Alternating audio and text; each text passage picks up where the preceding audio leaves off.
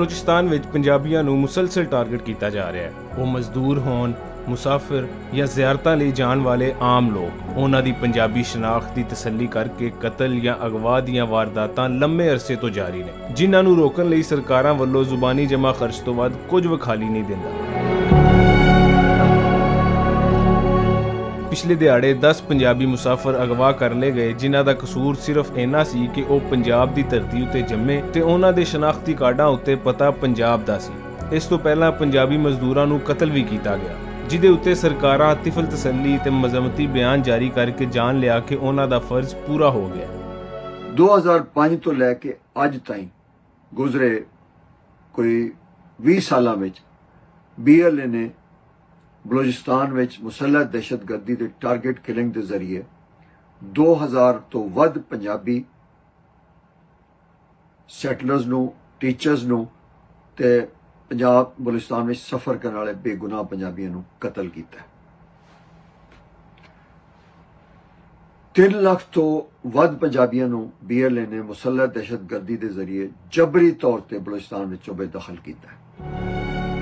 ਪੰਜਾਬ ਨੇ ਹਮੇਸ਼ਾ ਦੂਜੇ ਸੂਬਿਆਂ ਦੇ ਵਸਨੀਕਾਂ ਲਈ ਆਪਣੇ ਦਰਵਾਜ਼ੇ ਖੁੱਲ੍ਹੇ ਰੱਖੇ ਨੇ। ਬਲੋਚ, ਸਿੰਧੀ ਤੇ ਪਖਤੂਨ ਪੜਿਆਰਾਂ ਨੂੰ ਕਾਲਜਾਂ ਤੇ ਯੂਨੀਵਰਸਿਟੀਆਂ ਵਿੱਚ ਕੋਟਾ ਦਿੱਤਾ, ਆਪਣੇ ਸ਼ਹਿਰਾਂ ਵਿੱਚ ਕਾਰੋਬਾਰ ਦੇ ਮੌਕੇ ਦਿੱਤੇ ਤੇ ਅੰਨ ਪਾਣੀ ਵੀ ਸਾਂਝਾ ਕੀਤਾ, ਪਰ ਇਹਦੇ ਬਦਲੇ ਪੰਜਾਬੀਆਂ ਨੂੰ ਨਫ਼ਰਤਾਂ ਤੋਂ ਵਕਤ ਕੁਝ ਨਹੀਂ ਲੱਭਦਾ। ਬਦਕਿਸਮਤੀ ਨਾਲ ਇਹਨਾਂ ਹਾਲਾਤਾਂ ਵਿੱਚ ਪੰਜਾਬੀ ਸਿਆਸਤਦਾਨਾਂ ਵੀ ਆਮ ਪੰਜਾਬੀ ਦੇ ਹੱਕਾਂ ਦਾ ਮੁਕੱਦਮਾ ਉੱਕਾ ਹੀ ਨਹੀਂ ਲੜਿਆ। ਪੰਜਾਬ ਦੇ ਰਹਿਣ ਵਾਲੇ ਲੋਕ ਜ਼ੁਲਮ ਵੀ ਬਰਦਾਸ਼ਤ ਕਰ ਰਹੇ ਨੇ, ਮਹਿੰਗਾਈ ਦੀ ਚੱਕੀ 'ਚ ਪਿਸ ਰਹੇ ਨੇ, ਆਪਣੀ ਜਿਨਸਾਂ ਨੂੰ ਵੇਚਣ ਦੇ ਮਾਮਲੇ 'ਚ ਵੀ ਕਸਮਪੁਰਸ਼ੀ ਦੇ ਸ਼ਿਕਾਰ ਨੇ, ਔਰ ਫਿਰ ਜਦੋਂ ਵੀ ਗਾਲ ਕੱਢੀ ਜਾਏਗੀ, ਇਲਜ਼ਾਮ ਦਿੱਤਾ ਜਾਏਗਾ, ਪੰਜਾਬ ਨੂੰ ਦਿੱਤਾ ਜਾਏਗਾ।